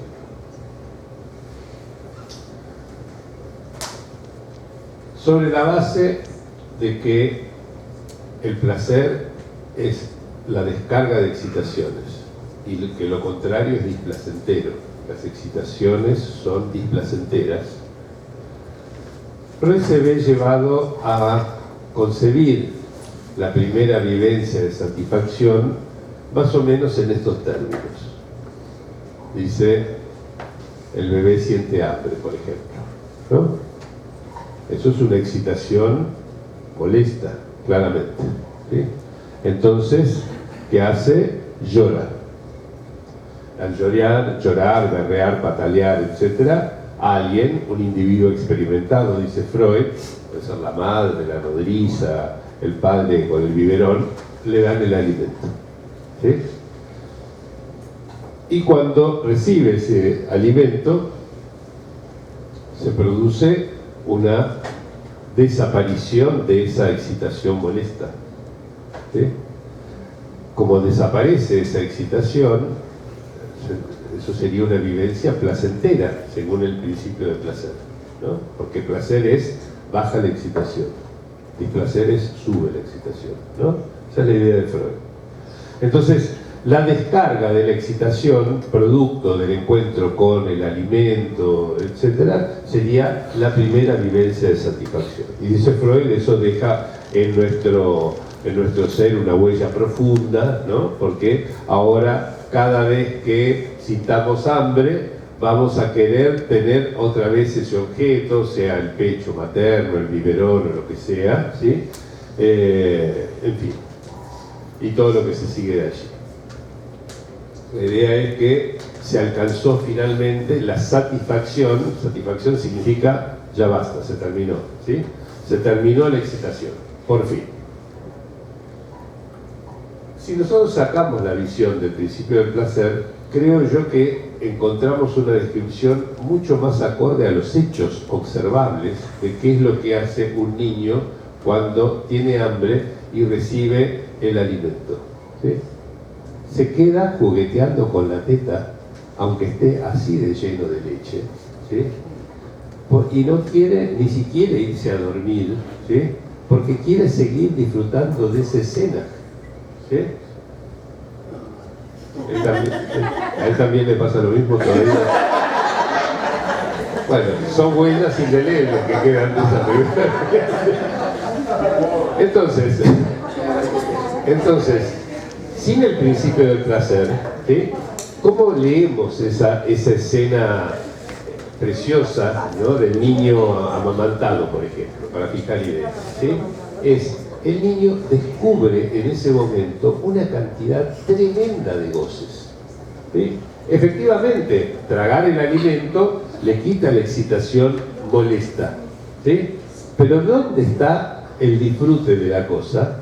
En ser acariciado, mimado, escuchar una canción, ¿sí? Sentir como la leche tibia excita las mucosas del tracto digestivo superior, sentir como la madre le da pequeños, o el padre, qué sé yo, le da pequeños golpecitos en la cola, lo arrulla, le sonríe. Miles y miles y miles de goces deliciosos, para muchos, no para todos, ¿sí? Pero para muchos son. Entonces, una vez saciada la necesidad, ¿sí? Una vez extinguida, ¿sí? Esa excitación molesta del hambre, ¿sí? El niño quiere seguir gozando de esa situación, ¿sí? Y eso puede durar eternamente, ¿sí? Entonces, de esa vivencia de esa vivencia surge el deseo de seguir gozando, y no porque algo me falte, que es la definición clásica del deseo, el deseo vinculado con que algo me falte. No, yo estoy gozando de esto y quiero seguir gozando de esto. Entonces, el deseo de gozar me transforma en un buscador inextinguible de goces. Y yo pienso que eso es más acorde a la naturaleza de esos raros seres que somos los humanos, ¿sí?, que la idea de que en cuanto hay una excitación tratamos de sacárnosla de encima como si fuera una papa caliente, ¿sí?, porque nos molesta. Si fuera así, la vida sería absolutamente desinteresada, ¿sí? Es decir, tenderíamos a quedarnos quietos, sin movernos, sin hacer absolutamente nada, etc. ¿Sí? Por el contrario, ¿qué hacemos? Llega el fin de semana y estamos contentos porque nos vamos a ir a bailar hasta las 6 de la mañana, ¿no? ¿Por qué si es el día de descansar, en lugar de eso no nos quedamos tirados en la cama? No, salimos a bailar, escuchamos música muy fuerte que impacta en nosotros. Una excitación más otra excitación más otra. ¿Pero por qué? Porque gozamos de eso, ¿no? Entonces, lo mismo se puede pensar respecto del ejemplo que recordaba Carlos recién, que es un caso conocido de Michel Leidy, que tiene una melancolía incurable, ¿sí? Y aparentemente se remonta a que de niño, cuando se salvó de la rotura ese juguete y dijo lismente, ¿sí?, su madre, en lugar de felicitarlo, lo corrigió y le dijo: no se dice lismente, se dice felizmente, ¿no? Y él siente a partir de allí un dolor, una tristeza, una desazón, ¿no?, tremenda, que lo acompaña el resto de su vida, ¿sí? Una manera es pensar, claro, la palabra de la madre lo vino a arruinar a este hombre, ¿sí? Y ahí pensamos que el otro es malvado, ¿sí?, y la culpa es del otro, ¿sí? Otra manera es decir, este muchacho encontró en esa decepción, ¿sí?, un goce que no pudo olvidar, ¿sí?, y siguió gozando de eso eternamente, porque goces hay para todos los gustos, inclusive goces melancólicos, ¿sí? Bueno, dejo la palabra así, hacemos circular la palabra también, tenemos un rato para charlar. Sí. Yo quisiera preguntarle qué fue lo que lo motivó o lo orilló a comenzar con el principio del placer, siendo que pues el psicoanálisis es muy amplio. No sé si usted opine que es la pieza más fuerte o qué. ¿Cuál es su pensamiento sobre el principio del placer? Bueno, la historia fue así. Me pidieron hace casi 10 años hacer una nueva traducción de un texto de Lacan, llamado La Tercera, que ya estaba muy bien traducido al castellano, salvo un par de páginas que estaban medio la traducción. Entonces querían sacar una traducción que se suponía mejor de ese texto, La Tercera. Y al traducirlo me llamó mucho la atención la insistencia de Lacan en que salteaba hojas de lo que tenía preparado en esa conferencia que daba en Roma, ¿sí? Salteaba hojas y al final directamente tuvo que cerrar su charla habiendo dado 20 y pico de hojas y había preparado 66, si mal no recuerdo, ¿sí?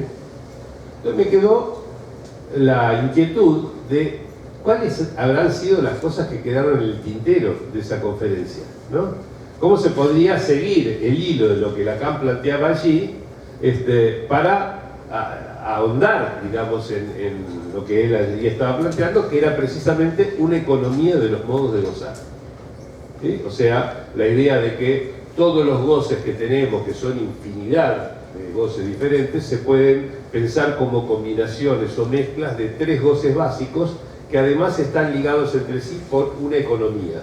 Es decir, que si 2 de ellos se incrementa mucho, el tercero necesariamente se va a reducir, porque el total tiene que permanecer constante, ¿no?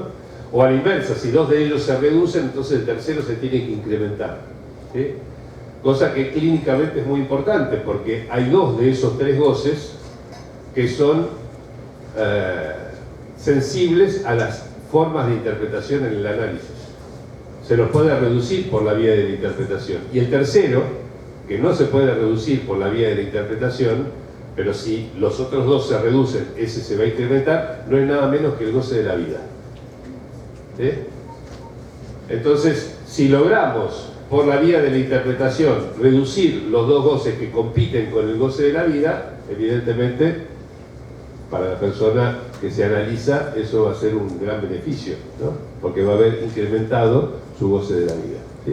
Entonces me puse a investigar cómo prolongar eso, cómo seguir dándole, ¿no?, por la importancia clínica que eso tenía, y como siempre que investigo algo, empiezo por Freud.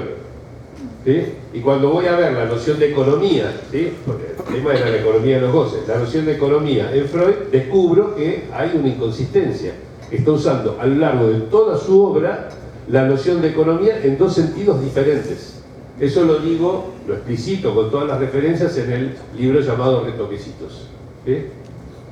Pero en su momento yo publiqué un libro que se llama Pasos hacia una economía de los goces, que lo mencionaron allí, que trataba de dar algunos pasitos más de los que había dado Lacan, siguiendo la misma lógica de Lacan, y ahí en los antecedentes freudianos le dedico media página a decir que ha sido un error la elección del principio de placer como un pilar de la doctrina, ¿no? Lo dejo allí, pasan los años y digo, bueno, en algún momento hay que revisar las cosas, ¿sí? Hay que sacar las consecuencias, ¿sí? Por eso digo, no es que tuve una mala noche y al día siguiente me desperté diciendo a romper con el principio de placer, como diría el colega. No, sino que fue una consecuencia lógica de extraer las implicancias, ¿sí?, de un desarrollo que clínicamente es muy rico, ¿sí?, el de Lacan, ¿sí?, y que se apoya en uno de los dos sentidos en que Freud utiliza la noción de economía, mientras que el otro es contrario a ese, se contradice con ese. Entonces digo, bueno, revisarlo, quizás haga de esto una doctrina más sólida. Ese fue el objetivo del trabajo. Gracias por la pregunta, está bueno. ¿Qué más? Pasen el micrófono después para atrás. Sí. Bueno, Gerardo, muchas gracias. Hola. Tenía muchas ganas ya también de tener esta pequeña conversación, de volverlo a ver por acá por Culiacán. De entrada, pues espero que se esté sintiendo muy bien recibido por los culichis, pequeñanos o no, pero que están aquí para escucharlo. Y me hizo resonar un poquito lo que había dicho ahorita nuestro compañero amigo Jaciel, acerca de las frases que son como al final eslogans que sin querer terminan como una especie de reminiscencia de una enseñanza amplia y ardua, pues de textos y de seminarios y de un montón, digamos, de trabajo, por ejemplo, ya sea de Freud y de Lacan, y que al final muchas veces las voy a reivindicar y defender un poquito ahora, en este sentido de que son lo que terminan muchas veces acercando, ¿no? Quizás un estudiante de psicología o una persona que quizás no está estudiando psicología y que de repente escucha, ¿no?, algo rompedor, por así decirlo, a lo mejor desde el marketing de la obra, ¿no? Y esa frase que quizás de alguna forma intenta mover, inquietar al lector, ya sea un poco más literaria o más metafórica. ¿Se te ha ocurrido alguna frase para Retoquecitos que tú digas, un día estaba en una conferencia y en el intento de explicar de qué iba mi trabajo, dije esta frase y me la han dicho mucho, la empezaron a repetir y ya se está volviendo a lo mejor algo, ¿no? Algo en el sentido de que quizás dentro de 10, 20, 30 años va a ser la frase con la que se explique este trabajo que has hecho, o que tú mismo digas, me gustaría a lo mejor que fuera recordado el trabajo de Retoquecitos y este recorrido de esta trilogía, quizás con esta palabra, quizás con estas palabras, o este conjunto de oraciones, así como en su momento alguien acercó a lo mejor al psicoanálisis esa frase de una relación sexual, amar es algo que no se tiene, que no es, etc. Algo así que tú digas, bueno, a lo mejor alguien le va a acercar a la obra de Gerardo Arenas esta frase sobre mi obra de Retoquecitos. Acá estaba. Bueno, retomando un poco lo que había comentado Lemos en un principio de si leemos, ¿por qué no lo hacemos? ¿Por qué no lo gozamos? Y retomando un poco también de lo del principio de placer, el principio de placer pues viene siendo como este anhelo esta prohibición y el querer, bueno, lo que provoca esta prohibición.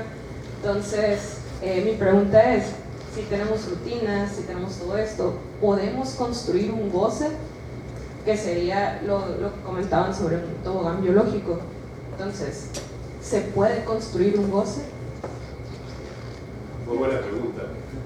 Digo una cosa mínima como para hacer circular la palabra también. El núcleo de todo síntoma, en el sentido psicoanalítico del término, un síntoma no es algo necesariamente patológico, ¿no? Sino que es un aparato de goce que se repite más allá de nuestras intenciones, de nuestro querer, que es más fuerte que nosotros, ¿no? Puede ser bueno o malo, no es valorativo el sentido ese del síntoma, pero siempre tiene un corazón de adicción.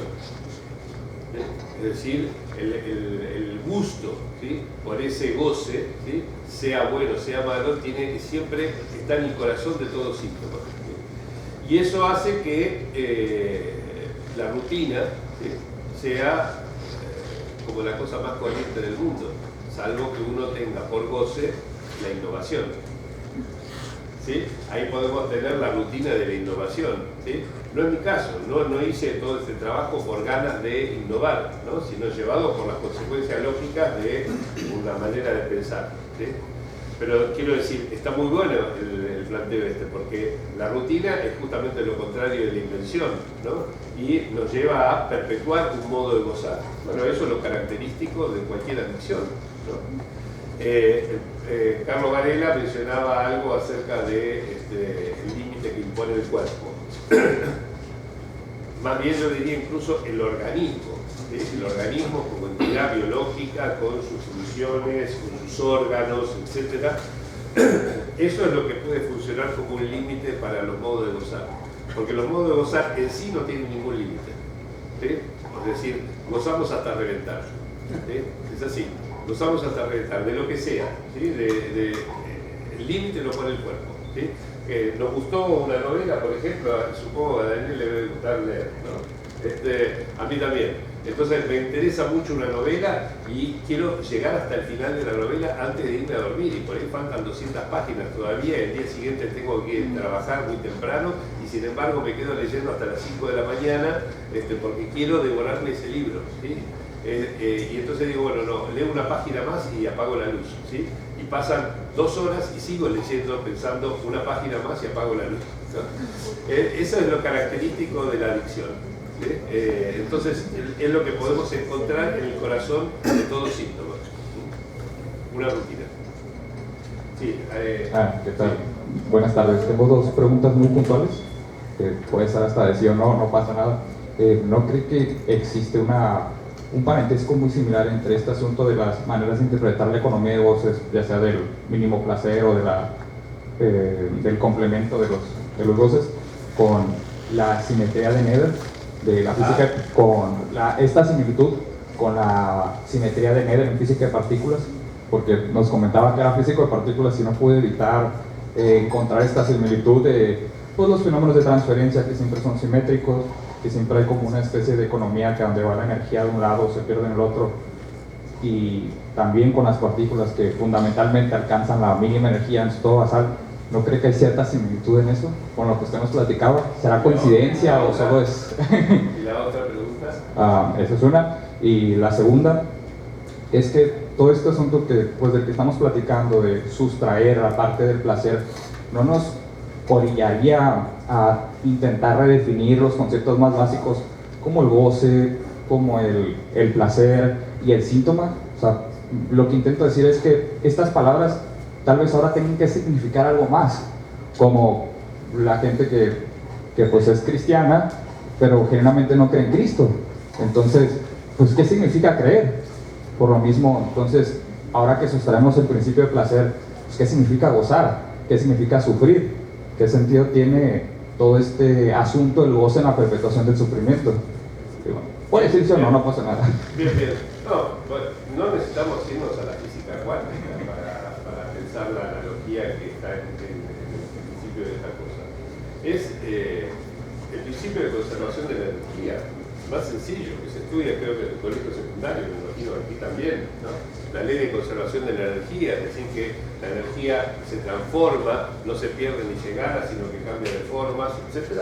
Bueno, es más o menos la idea principal que está en la base de la economía de los goces, no estamos viendo la física cuántica que poca gente conoce, etc. Pero digo, si yo pongo una pelotita en la cima de un tobogán, ¿no es cierto? Tiene altura, es energía potencial, pero está quieta, tiene energía cinética cero. La dejo rodar, ¿sí? Y a medida que avanza adquiere velocidad, que es energía cinética, pero va perdiendo altura, que es energía potencial. La suma de las dos cosas durante todo el trayecto se mantiene constante. ¿Sí? Y si se perdió algo es porque irradió un poco de calor al ir rozando contra el tobogán, etc. Pero agrego el calor y ya tengo con esas tres energías una constante. ¿Sí? Nada se perdió. ¿Sí? Bueno, esa es la idea de los modos de gozar. Pero, aclaro, no existen gozómetros. No vamos a poner al sujeto en el laboratorio a decirme cuánto gozás. ¿Sí? Un gigagoce. ¿Sí? Eso sería un orgasmo bueno, no, entonces es simplemente una analogía, pero es una analogía muy útil clínicamente, porque uno puede observar que los efectos de cierto tipo de interpretación siempre va en la dirección de reducir un tipo específico de goce, y de otro tipo de interpretación produce la reducción de otro tipo de goce, y cuando se reducen al mismo tiempo esos dos goces, el tercero se incrementa. ¿Sí? Lo vemos todos los días. ¿Sí? Entonces, por más que no haya gozómetros, clínicamente nosotros constatamos la existencia de esa economía de los modos de gozar. ¿Sí? Y con respecto a lo otro, sí, efectivamente, hay muchas cosas que repensar a partir de esto, por supuesto. Eso es el aspecto retoquecitos. ¿Sí? Lacan decía que para que una lengua se mantenga viva es necesario que siempre se le hagan retoquecitos. ¿Sí? Bueno, muy bien, esto contribuye a hacer ciertos retoquecitos en la lengua psicoanalítica, para que no sea una lengua muerta. Buenas tardes. Ahorita que mencionaba el doctor Varela sobre el caso de la melancolía, pues también me llegaba a la mente cuando mencionaban la movilización, ¿no? Y para mí era imposible no pensar en una persona neurótica. Y entra aquí esta duda que es pregunta, que es cómo estas personas pueden encontrar un gozo meramente en el hecho de expresar el placer, pero no tienen la idea o las ganas de moverse. O sea, como que alargar ese sufrimiento de estar en esa situación para mantener ese gozo. ¿Cuál es la contradicción?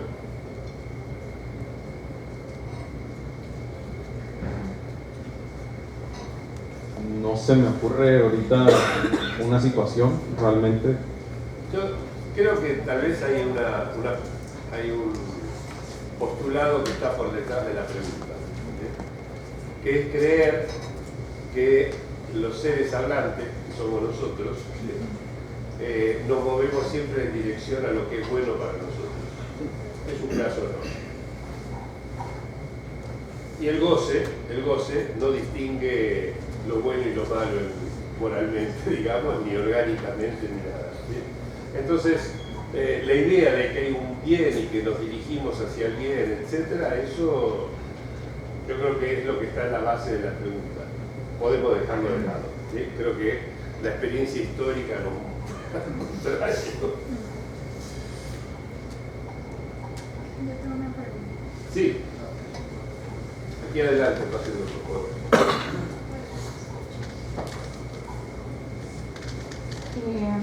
Bueno, primero agradecer. Me gusta mucho la mesa, los comentarios, sobre todo el público muy animado. Recuerdo que en pandemia algo que animó bastante el osado tiempo en casa era precisamente dar una revisión a la propuesta de ir leyendo a Freud.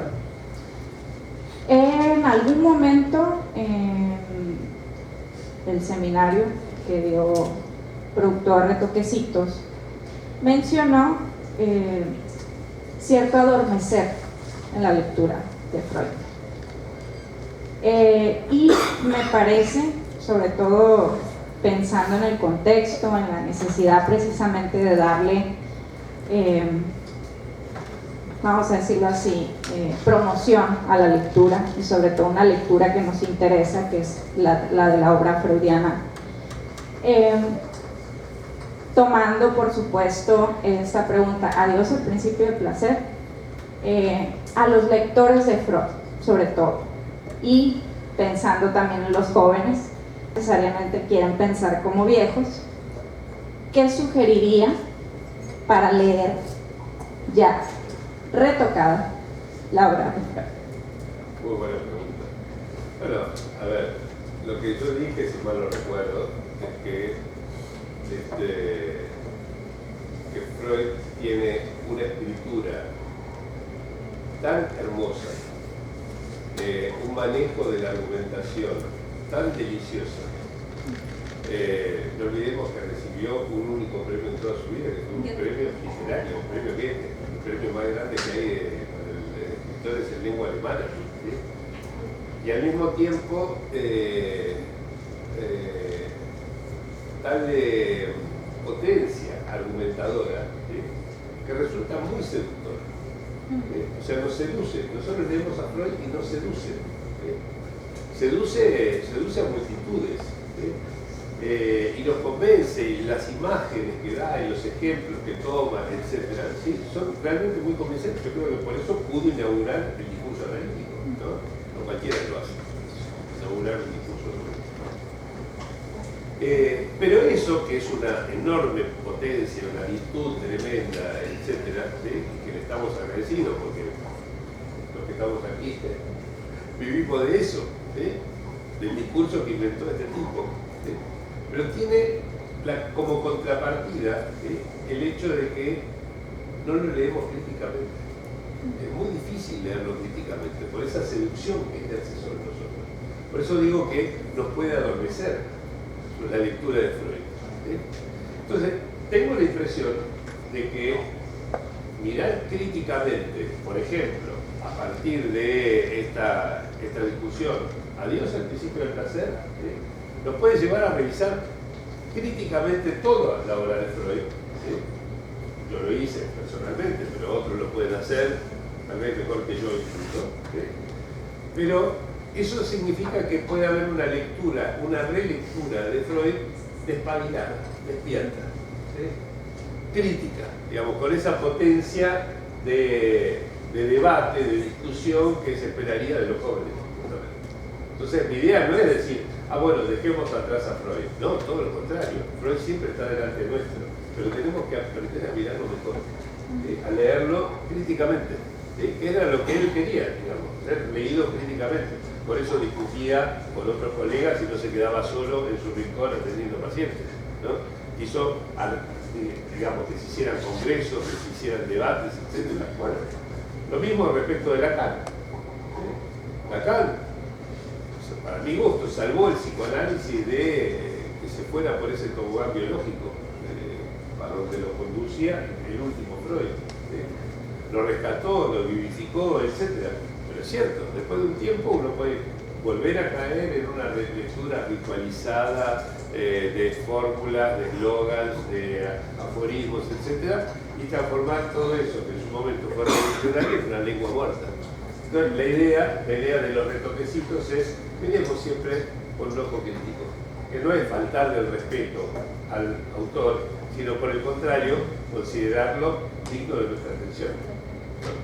No. Bueno, preguntar si hay algún otro comentario, pregunta. Bueno, 3 y vamos cerrando con estas preguntas. Sí, por el tiempo y tenemos el espacio que nos dieron. Acá, ¿no? Sí.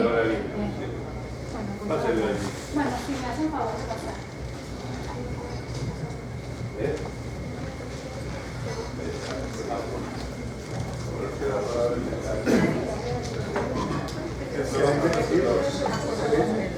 Bueno, principalmente quería preguntar en qué se diferencia nuevos retoquecitos de retoquecitos, o sea, su anterior libro, en cuanto a su enfoque a la doctrina de Lacan.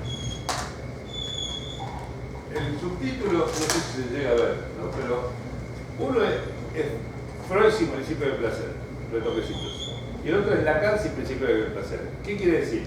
Que sigo en Lacan, ¿sí?, todas aquellas cosas que Lacan apoyó en el principio del placer de Freud. O sea, seguir los hilos lógicos que emanan de ese punto inicial que es el principio del placer y ver, bueno, si erradicamos el principio del placer, ¿qué consecuencias tiene eso, por ejemplo, en la enseñanza de Lacan?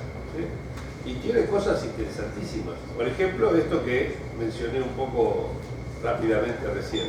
Para Lacan, igual que para Platón, ¿sí?, no hay deseo sin falta, ¿sí? Mientras que si sacamos la idea del principio del placer, podemos tener un deseo que no está fundado en una falta. Por ejemplo, el deseo de gozar. ¿Está? O sea, esa es la idea principal.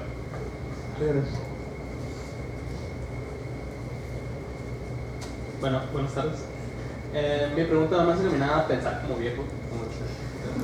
Es, ¿el deseo de gozar puede ser una de las razones por la que esté apagándose esa idea revolucionaria, esos pensamientos revolucionarios que debería ser de los jóvenes hasta el momento? Bueno, debería, yo no diría, ¿no? Porque si es una obligación, ya se pierde justamente la dimensión del deseo. Pero lo que me parece, sí, es muy buena la pregunta, lo que sí me parece es que si hay una economía de los modos de gozar, ¿sí?, el goce de pugilístico, como decía acá, el goce de debatir, de pelear, de contradecir, etcétera, que era como una marca de la juventud de tiempos inmemoriales hasta hace relativamente poco, ¿sí?, quizás se deba, ¿sí?, esa merma en ese goce peleador, pugilístico, ¿sí?, a que ha habido un incremento de otros modos de gozar que compiten con ese, ¿sí?, de manera desfavorable, ¿sí? Y yo pienso que, entre otras cosas, hoy en día la proliferación, ¿sí?, de breves mensajes de texto de unas pocas palabritas, ¿sí?, en un aparatito que captura prácticamente nuestra atención todo el día, ¿sí?, hace, quizás sea como la producción de un modo de gozar, ¿sí?, que se absorbe, digamos, toda esa economía de los goces y deja muy poco disponible para otras cosas, ¿sí? Creo yo que es bastante así, ¿sí?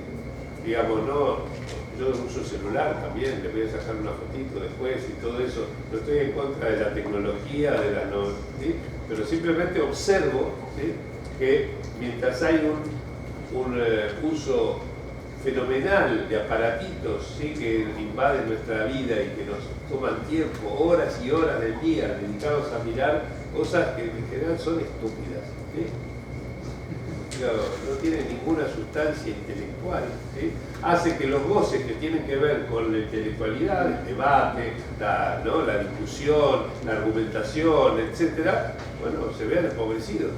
Sería como una verificación de la hipótesis lacaniana de que existe una economía de los modos de gozar, a nivel social, podríamos decir, que es la constatación, no clínico con un analizante, sino a nivel social.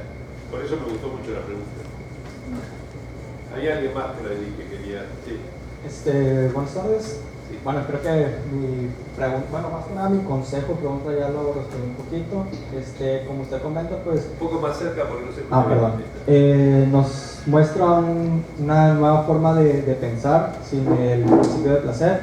Entonces, a lo que quiero llegar es, usted, ¿qué consejo le da más que nada ahorita a los jóvenes para animarse a tener un nuevo pensamiento y más que nada un despertar de un pensamiento crítico con lo que ya se ha visto más que nada en el tema de terminas tu universidad y no quedarte en un punto muerto, sino tener una retroalimentación de lo que ya hayas visto para poder crear unas nuevas ideas o unos nuevos pensamientos? Sí, bueno, consejo. Acá decía que los consejos están para que nadie los siga, ¿sí? Yo creo que es bastante cierto. Pero a mí me da la impresión, yo iría por el lado de los goces, ¿sí? me da la impresión de que tal vez los jóvenes hoy en día se están perdiendo algunos modos de gozar, ¿sí? Que por desconocimiento absoluto no han experimentado aún, ¿sí? Y que tienen que ver con esos goces intelectuales de la argumentación, de la lectura crítica, del debate, etc. Son cosas apasionantes, ¿sí? Entonces, yo veo hoy en día, lo veo en mi consultorio, jóvenes que llegan porque no le encuentran un sentido a la vida, porque están aburridos, porque ya no saben qué hacer, porque están pinchados, como dicen, ¿no? Se dice acá, pinchados también, ¿no? Como desinflados, ¿no? Como que le falta vida, es como si fueran esos muñequitos de Michelin, ¿no? Así, que lo vieran, bajones o apagados. Ahí está, bajoneados. Están así, etc. Y yo digo, pero habiendo tanta cosa para hacer, tanta cosa, tanto desafío intelectual, que estén allí aburridos, sí están aburridos porque están todo el día mirando TikTok. ¿Qué hacen con el TikTok? Ve una chica haciendo así, ¿no? Delante de la pantalla. Digo, es realmente una pérdida de sustancia humana enorme. A mí me da un poco de pena. Entonces yo lo que diría es, piensen si no se están perdiendo algunos goces interesantes. Eso. Muchas gracias. Ok, bueno, pues por cuestión de tiempo vamos a ir cerrando, no sin antes invitarlos para el día de mañana a las 9:30 en la Facultad de Psicología.